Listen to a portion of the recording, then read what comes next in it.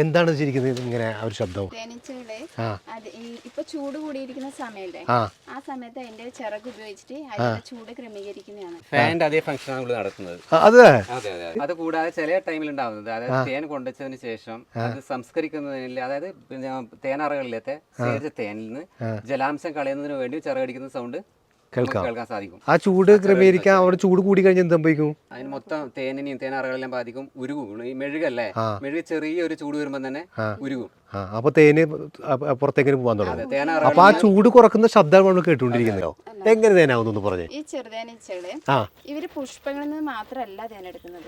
പുഷ്പേതര സസ്യങ്ങളിലെ ഇലകള് വിരിഞ്ഞടങ്ങുന്ന തടിയിലെല്ലാം തേനുണ്ടാവും. അത് ശരി. അങ്ങനെയല്ല ഇത് ശേഖരിച്ചിട്ട് ഇവരുടെ ശരീരത്തിൽ എൻസൈമായി കലർത്തും. എന്റെ അതൊരു ചുംബനത്തിലൂടെ കൂട്ടിലെത്തി വേറൊരു തേനീച്ചക്ക് കൈമാറുന്നതാണ്. അത് ശരി. അങ്ങനെ നിരവധി തവണ ഇതിങ്ങനെ ദഹന പ്രവർത്തനം നടത്തി 15 തേനീച്ചകൾ ആ ഒരു പ്രോസസ്സിംഗ് തുടരും. അതിനുശേഷം ഇത് കൂട്ടിൽ തേനായിട്ട് മാറ്റി വെക്കുന്നത്. അതും മെഴുകുപയോഗിച്ചുള്ള കുടങ്ങൾ പോലത്തെ അറകളിൽ നിറച്ച് അതിൽ ചിറക് വീശി അതിൽ ജലാംശം ക്രമീകരിച്ചതിന് ശേഷം മാത്രമാണ് അത് സീൽ ചെയ്ത് വെക്കല്.